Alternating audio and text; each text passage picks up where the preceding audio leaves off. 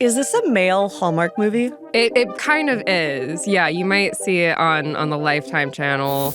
I wanted to say thank you for watching and listening to The Business Model, Inc.'s brand new flagship podcast. We want to give you more of what you like and keep our audience growing.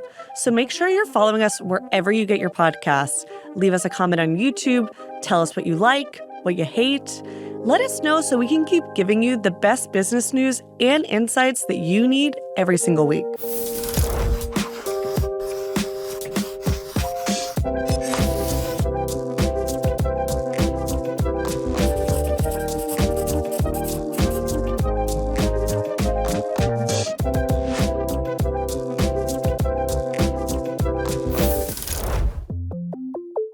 This podcast is brought to you by IHG Business Edge, where small and mid-sized businesses unlock exclusive savings at more than 6,600 IHG hotels and resorts worldwide. Visit businessedge.ihg.com to learn more. Welcome to The Business Model. I'm Ali Donaldson. And I'm Rebecca Deczynski. This is the final 2025 edition of our Monday segment, Circling Back. So our focus today, we're going to dive into one of the stories from our annual year-end issue, Best in Business, looking at one of the biggest trends from the world of fashion, Western wear. So, Rebecca, this has been the year of Western wear. We had Beyonce's Cowboy Carter tour. Beyonce starred in a Levi's ad. I think we saw these suede leather fringe jackets everywhere this fall. Ralph Lauren had a lot of them. One of the first things that Ty Haney did after returning to Outdoor Voices was launch an equestrian line. Kendra Scott expanded her Western-inspired brand, Yellow Rose, and even started selling cowboy boots. And you covered a company right at the center of this Western boom, Tecovas, for our annual Best in Business issue. And they've had crazy growth. This year, they're set to surpass $300 million in sales. And for the uninitiated, just what is Tecovas? Yeah. It's kind of a 10-year overnight success story. Similar to a lot of brands around this time, Tecovas launched in 2015 as a direct-to-consumer business. They're a cowboy boot company. Or cowgirl boot. Or cowgirl boot. They have it all. They've expanded since their launch from selling just boots to selling apparel. Anything generally Western they sell. They sell cowboy hats as well. The founder, Paul Hedrick, launched this brand basically hoping to disrupt the space that he saw was really ripe for innovation. So he saw that the industry for cowboy boots, is pretty fragmented in terms of retail. There was no direct-to-consumer competitor at this time when we were seeing companies like Everlane and Allbirds and Bonobos really, reach their customers, prioritize things like transparency and kind of cut out the middleman and be able to get a better price because of that. So Paul, lifelong Texan, loves his Texas roots, went to Harvard, worked at McKinsey, worked at L Catterton. He had applied to business school and didn't get in. And is this a male Hallmark movie? It kind of is. Yeah, you might see it on the Lifetime channel. Very, very Christmas vibes, a small town boy going out to make his millions with his cowboy boots. Paul had told me, too, he had this idea. He was figuring out, what am I going to do with my career? He had seen a lot of the consumer interest industry and how companies were innovating it while he was working at L Catterton. And the story he told me was that he just kind of looked down, noticed his cowboy boots, which he always wore, even when he lived in New York City. It was an important aesthetic choice for him to stay true to his Texas roots. But he looked at his boots and had this kind of aha moment of realizing, oh, this is a space that hasn't been disrupted, as we like to say. He said about this, he had to be really scrappy. There's this place in Mexico, Leon, where the vast majority of cowboy boots are made. So he ended up traveling to Mexico, he had to brush up on his Spanish, convinced these companies that were producing boots for companies like Ariat and Lucchese to manufacture his boots. Pretty much all of them said no, except for the company that he originally started working with. But eventually they did get that top choice company to work with them after a couple years of perseverance. But the early days of this business, Paul was literally selling boots out of the back of his truck. And his college roommates, he told me, were joking and saying like, oh, you're going to start a cowboy boot store. It wasn't something that they took very seriously. But one of the first things that Paul told me when we talked was, I wasn't going to start this business unless I thought it could be really big. And I love that quote and was going to ask you about it because what I thought was so interesting is, like you said, this market was fragmented, but it had some real legacy players. Mm-hmm. You've got Lucchese, you've got Fry. These are companies that have been around since the 1800s. Mm-hmm.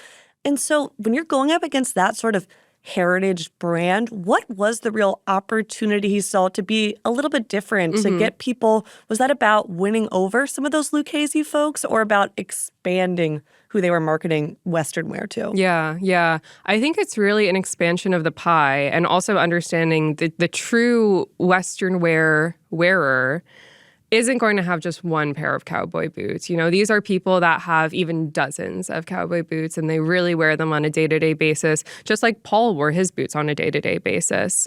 And so he has a really interesting comparison for his brand. He really looks up to, Danny Meyer, for his philosophy on hospitality and, treating the customer right. That's been a real core value of Tecovas since it started.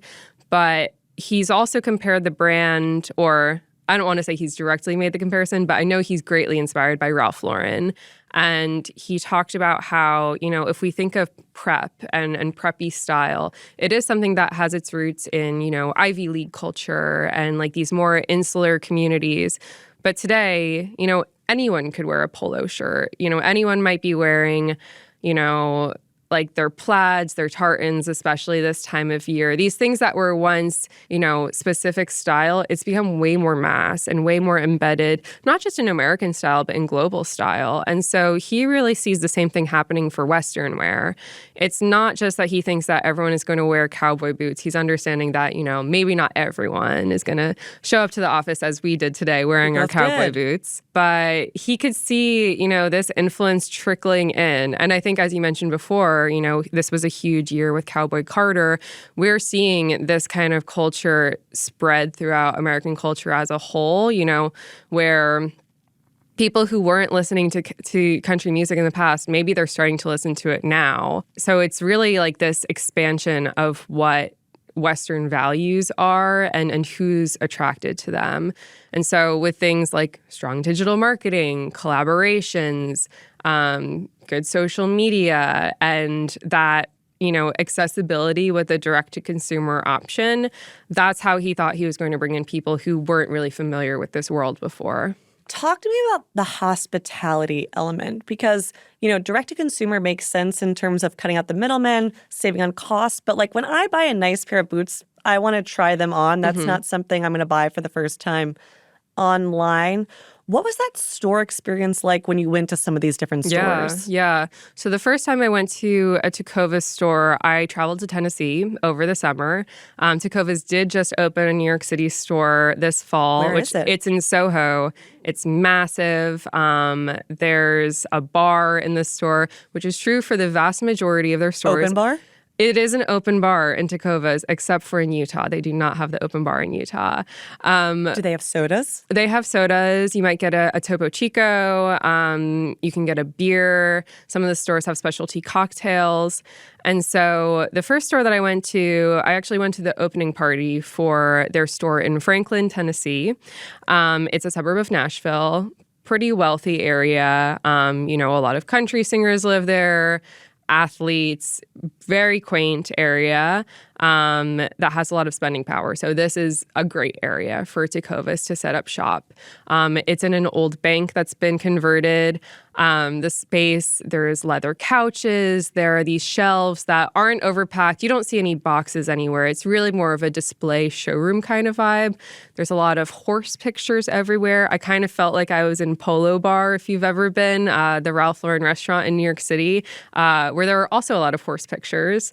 So you could see a bit of that inspiration from that brand. But yeah, it's a beautiful space. It's very comfortable. There's a boot branding station, so you can get your initials branded into your boots, or you can get a little icon.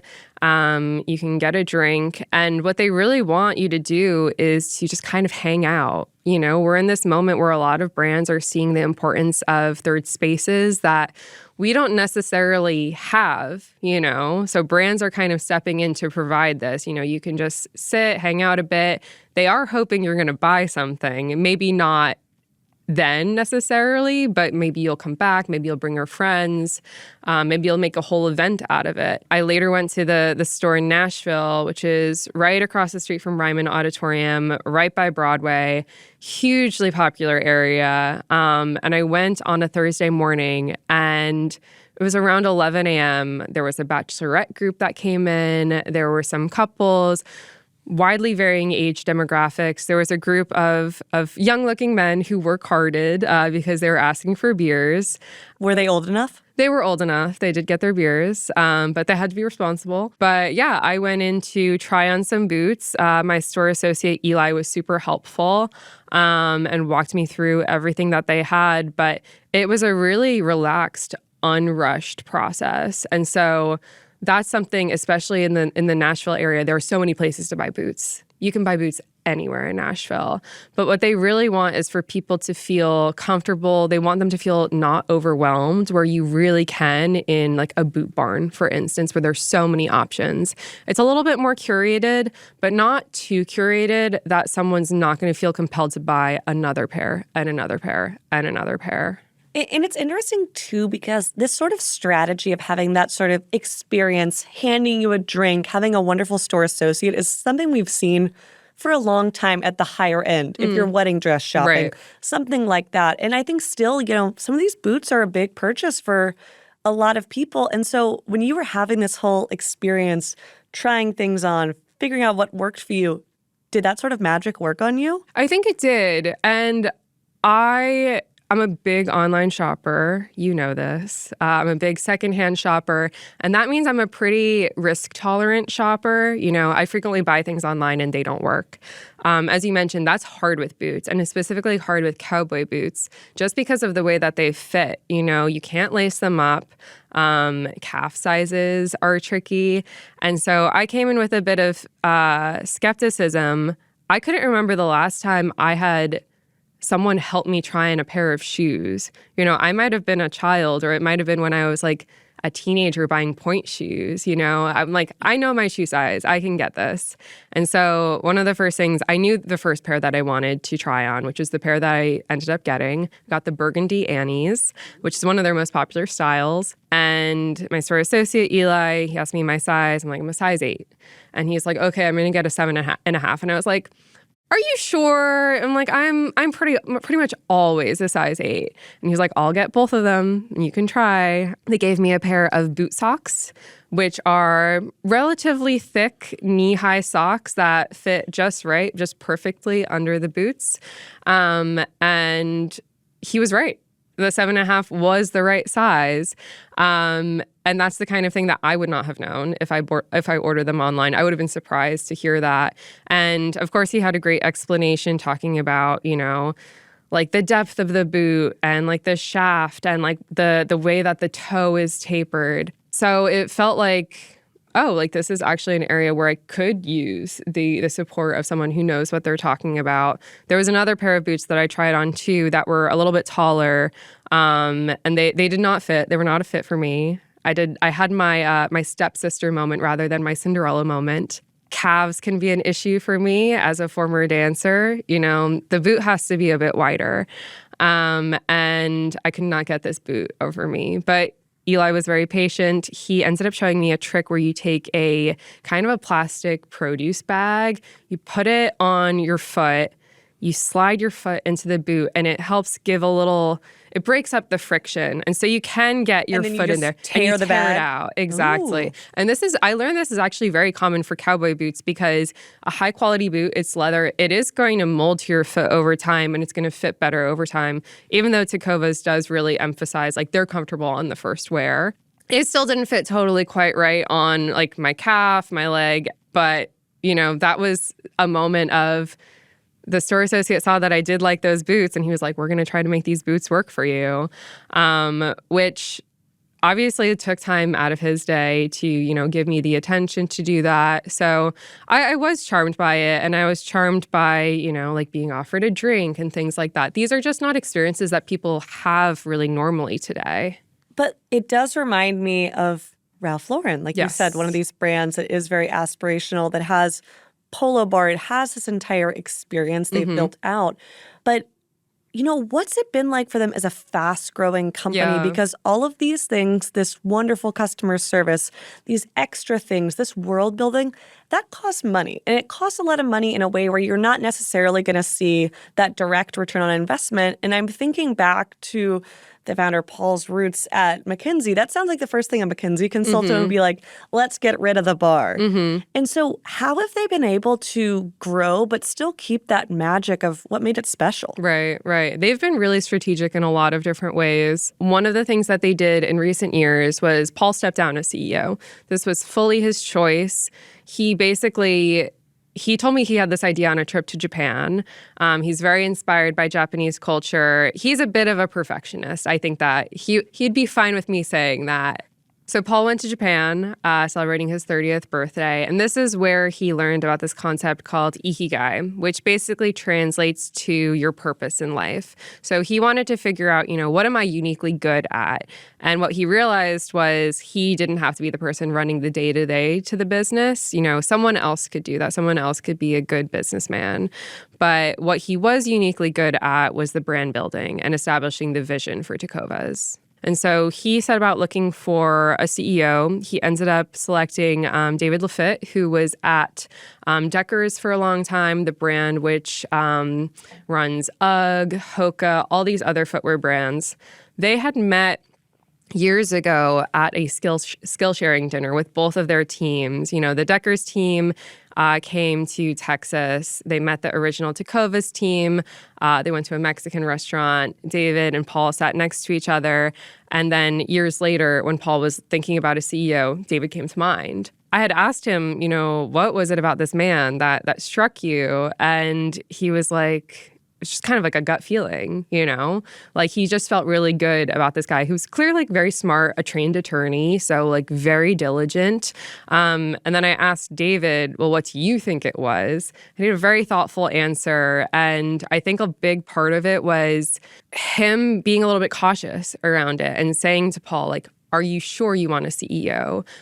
Are you sure you want to leave this role? Are you sure you don't want, someone to do like X, Y, Z? He wanted to be very careful because at a founder-run brand, this can be a really tricky thing if the founder is trying to step away but isn't really willing to give up the reins. And so they have a great working relationship. Paul is now relatively hands-off on, a lot of the business decisions. David has really committed to improving the margins of the brand. They're in the high 50s. And the stores, too, are all like incredibly profitable. And how many stores are they up to now? They have more than 50 stores now. And so they've also been strategic in their retail rollout. So they opened their first store 2019. Paul said it could have been a bigger store. It's in the same building as their HQ. So it was a little bit more cautious, more strategic on their front, and they have rapidly opened more stores since then.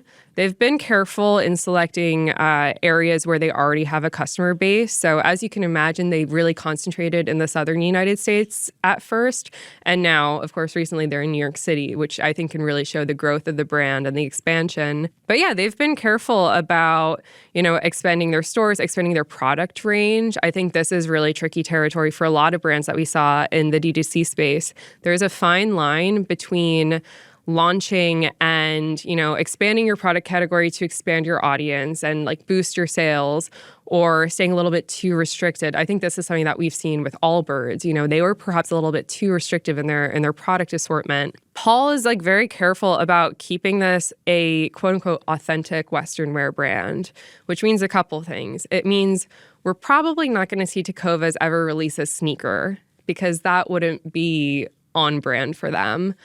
It also meant, investing in product categories that aren't necessarily going to make them a lot of money. Like they were able to eventually release horseman boots, which are something that someone is going to wear for a very practical reason of riding a horse. It's not going to be your New York City customer who's, taking the subway and going to their corporate job, things like that.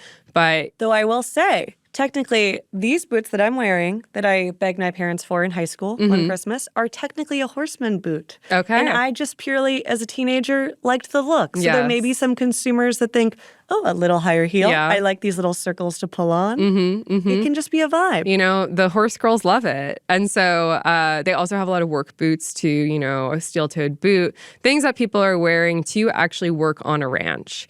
And so they're pretty careful to have a product assortment that, you can get $1,000 ostrich boots. You can get some really luxury things that someone might wear to a wedding. And a lot of people do wear Tecovas to their weddings. My store associate, Eli, is planning on wearing Tecovas to his wedding, as is his fiance.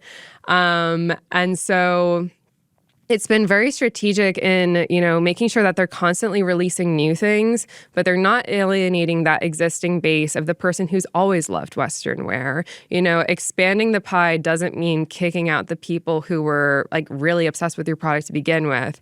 It means opening new doors and staying true to what you are and what you have to offer and letting people in rather than changing your brand identity. So if we see a Tecovas sneaker, I feel like that means it's in times. It's going downhill. It might not be a good sign if we see a Tecovas sneaker. And Rebecca, I'm curious, just going into this story, did you own a pair of cowboy boots? Did you think of yourself as a cowboy boot consumer? And did that idea change as you reported in thinking of who is the consumer for this business? Yeah. So I had one pair of cowboy boots. I bought them on eBay a couple years ago. Just a black pair of cowboy boots that I don't even remember what got me interested in them. I am very into fashion, so I think I was just like, this is a style of boot that I don't have. This would be fun to have. But they were more of a novelty shoe for me. I wasn't wearing them a ton. They were maybe something that I would wear in that in-between season when you're not wearing tights, but maybe you want more of a boot, that kind of shoe. When I went to Nashville, I immediately saw so many people wearing cowboy boots on the street, and I went on one of the hottest days of the summer. It was in the mid-90s. I was wearing, a maxi skirt. I was wearing my ballet flats. I was like, how are these people wearing their boots? It's so hot. And then I ended up getting my pair of boots. I left Nashville wearing them, which felt a little bit cliche. It's like going for the local culture, coming back to my New York City home wearing my boots. But then over the summer, there were enough times when I was like, oh, maybe I'll wear my boots with this outfit. 4th of July. They are red, you said. Exactly. 4th of July, I'm putting my outfit together. I'm going to a party. And I'm like, what? I think I'm going to wear my Tecovas. And actually, on the 4th of July, as I was on my way to this party, there was a woman on the subway across from me who was also wearing cowboy boots. And so it was this moment of feeling like it's around me. It's here. And I think, what we mentioned before about Beyonce and seeing more people buy their Western wear for these concerts. Concerts have been a huge part of Tecovas' growth. Not necessarily because of things like Cowboy Carter or even, Taylor Swift's Eras Tour. We have seen a lot of people buying cowboy boots for that when it was happening. But people who are going to things like Stagecoach and seeing these other country music stars. Country music is a wildly popular genre in the U.S., and that's something that I think, maybe us in New York City, we can kind of forget. I don't know if you're a big country music listener. I do love Dolly Parton, but I think it's something that I can easily forget. This is a massive audience, and very often it's an underserved audience. And so there's a huge potential there. We're living Paul's dream. Exactly. Cowboy boots in New York City. It's happening. Well, Rebecca, thanks for joining me today. Yeah, thanks for having me. We'll be right back with Closing the Loop, our weekly segment about a story that we're obsessed with right now. Simplify business travel with IHG Business Edge. Enjoy guaranteed discounts, flexible booking, and automatic IHG One Rewards Silver Elite status after your first stay. With access to 20 IHG hotels and resort brands worldwide, discover how effortless and rewarding business travel can be. Visit businessedge.ihg.com to learn more.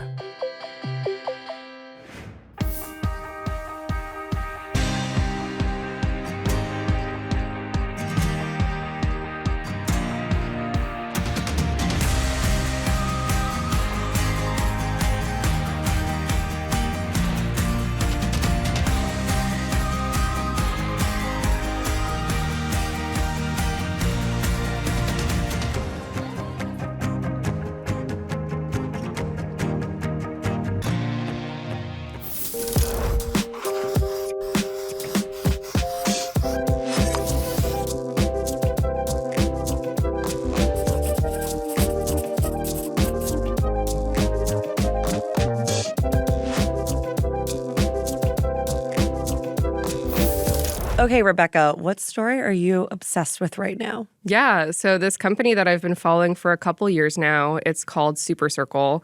They are a reverse logistics company, which basically means that they help apparel brands, really anything in the textile space, to recycle their items. So they're working with companies like Reformation, J. Crew, collecting unsold inventory, returns that can't be resold, things like that. They're also doing some collections from consumers, basically figuring out a way to recycle textiles at scale, which is very difficult and very complicated. They just announced a couple weeks ago they had a $24 million Series A. So it's a huge step for their company. I've been following them since probably 2022, 2023.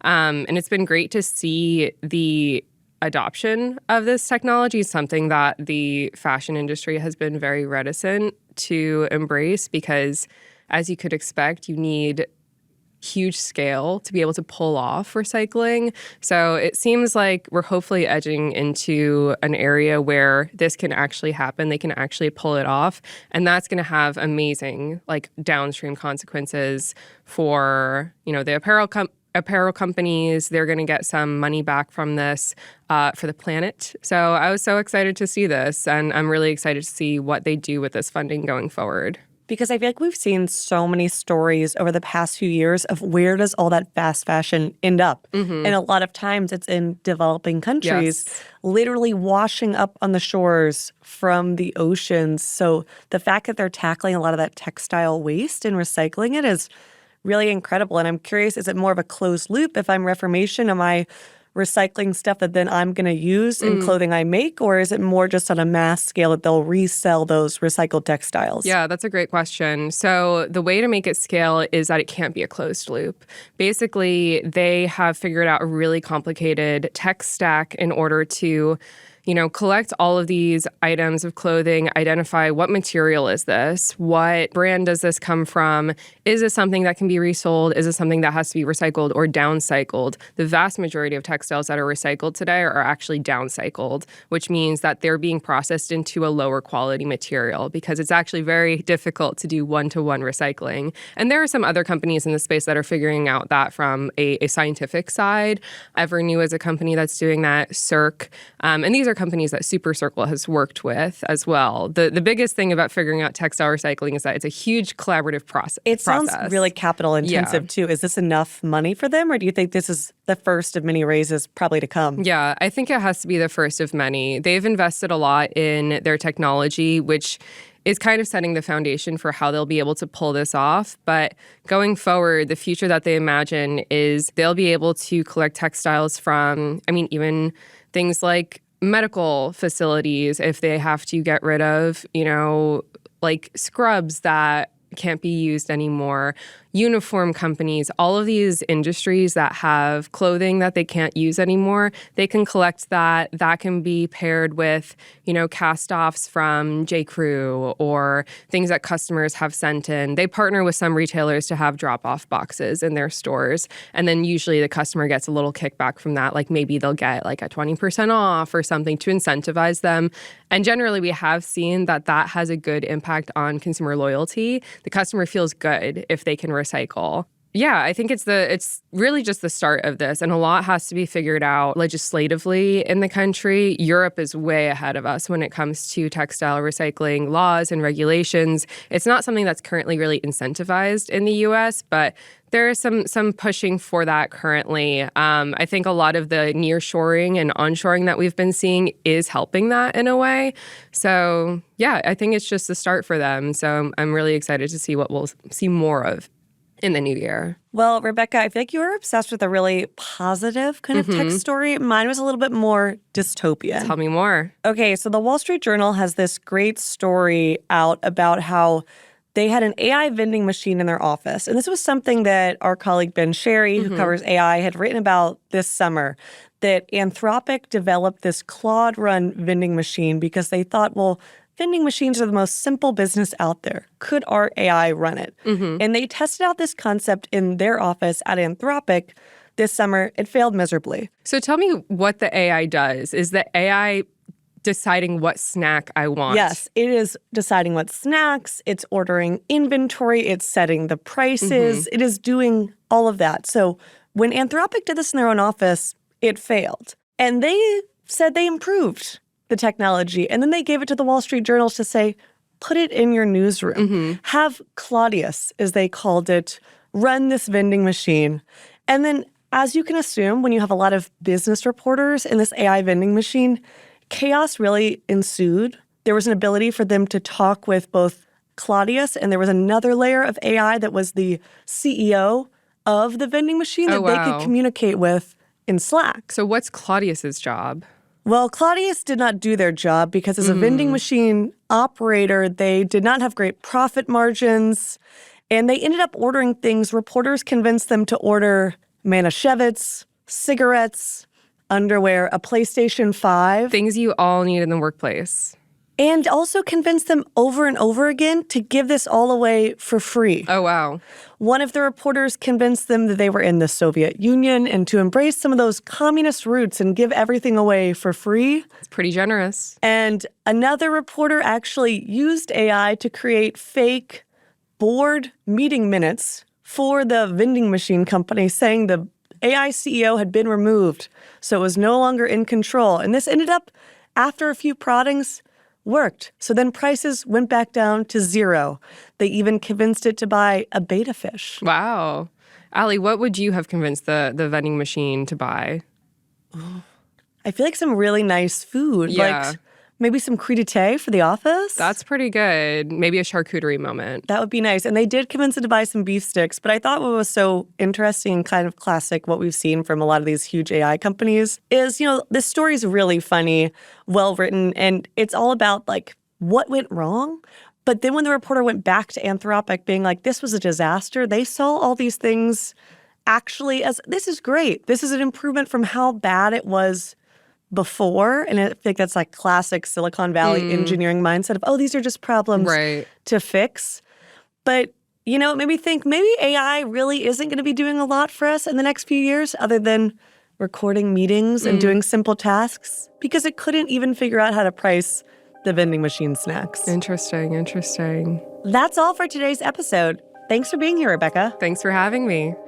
The Business Model is an Inc. podcast. You can find episodes every Monday and Friday on our YouTube channel, so make sure you subscribe and check out some of our other videos. You can hear the audio version on Apple, Spotify, or wherever you get your podcasts.